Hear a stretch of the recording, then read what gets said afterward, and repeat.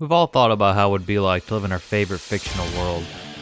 Whether you picture yourself going on some dangerous ninja missions or sailing the seven seas with your best friends, escapism is a concept that we're all familiar with. It's just so easy to get sucked into your favorite franchise.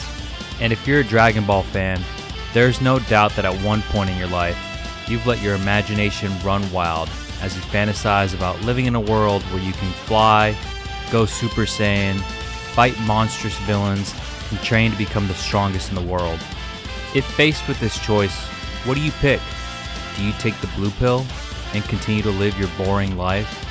Or do you take the red one and get transported to a world filled with fantasy and excitement, where you can live your wildest dreams? Let's say you take the red one and you wake up in the world of Dragon Ball that you've watched on the screen for all these years. You feel overcome with joy as you think about all the possibilities that are now within your grasp.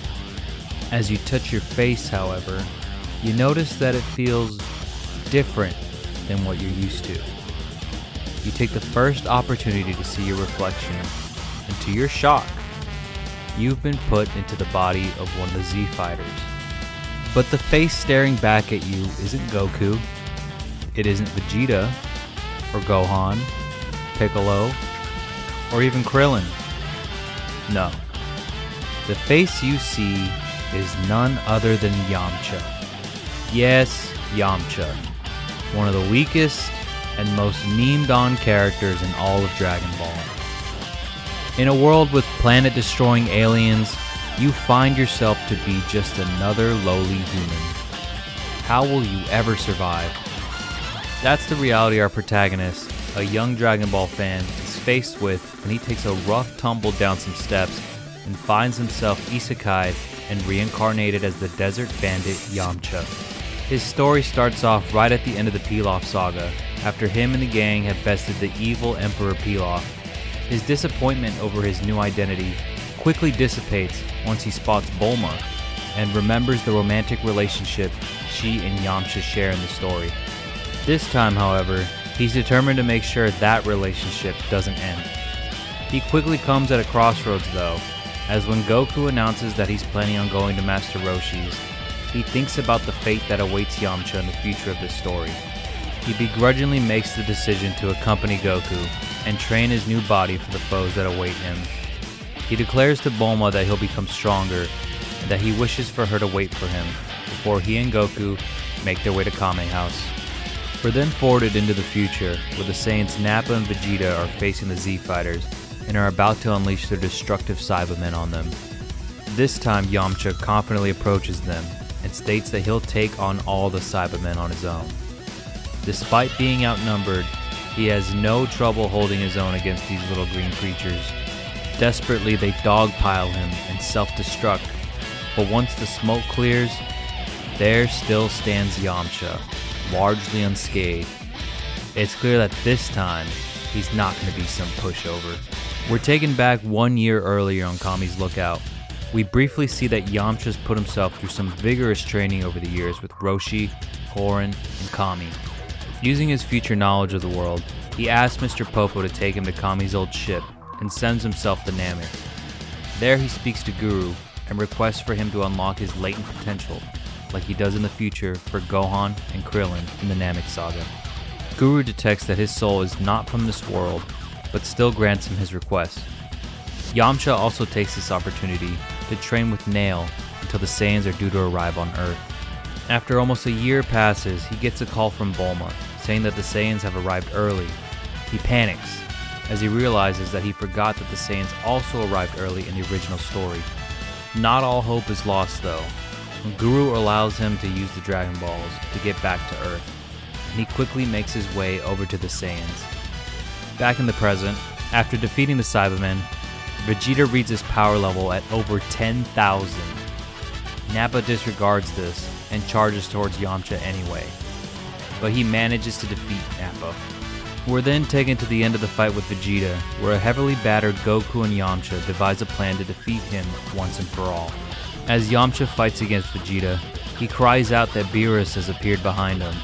The distracted Vegeta turns around, and Yamcha delivers a powerful dropkick that launches Vegeta into the sky. Seizing the moment, Goku ends the battle by unleashing a powerful Kamehameha on Vegeta. After checking up on Goku, Yamcha looks up and sees that Vegeta is still alive and is making his escape in his pod. Yamcha gets ready to destroy it, but Goku tells him to let him go so that he can face off against him again one day. Yamcha isn't swayed, however, but before he can deal the final blow, he thinks about the future he'll be robbing Vegeta of, his redemption and the birth of his son Trunks. He can't bring himself to do it. He thinks of his own future he's faced with, knowing that foes like Frieza, Cell, and Buu await him. How will he manage to survive them? Meanwhile, back on Kami's lookout, Kami senses that there's another Z fighter that has the same key as Yamcha. Further down the future, in the aftermath of future Trunks' appearance, our protagonist knows that it's now or never for him to solidify his relationship with Bulma before she ends up with Vegeta. Thinking over the great relationship that Krillin and Android 18 will have, he seeks some advice from Krillin. He suggests that maybe Yamcha should change up his appearance, and that might help his case. After donning on a nice suit and a fresh haircut, Yamcha plans to make his way to Bulma's until he notices a robbery taking place. He swiftly subdues the criminals and even gets invited out to dinner by the hostage he rescued. He rejects the offer, however, determined to reserve his heart only for Bulma. Once he gets to the Brief's residence, he sees Vegeta emerging from the gravity chamber and being given a water bottle by Bulma. Flustered, Yamcha waits for Vegeta outside to challenge him to a fight, and without breaking a sweat, Vegeta makes quick work of him. Accepting his defeat, Yamcha concedes his pursuits for Bulma's affection. It's now been a total of 10 years since our protagonist has been inhabiting Yamcha's body, and today marks the day of the beginning of the Cell games. He says his goodbye to Puar and flies off, but not in the direction of the games. No. Instead, his meeting is with none other than Chaozu. Confused, Chaozu asks why he isn't helping the others.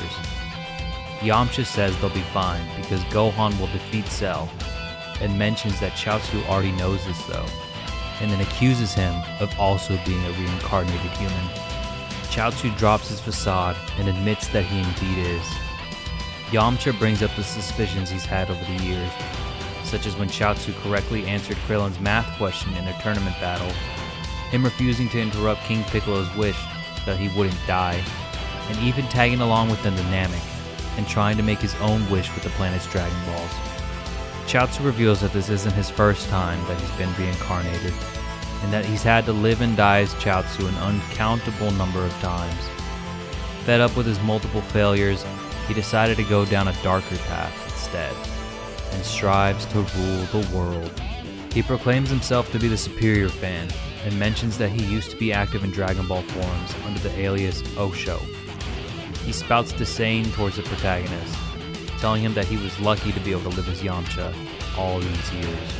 Chaozu then begins his attack, but while it seems that they're evenly matched at first, Chaozu then tips the scales by utilizing his psychic powers to inflame Yamcha's stomach, like in his previous fight with Krillin.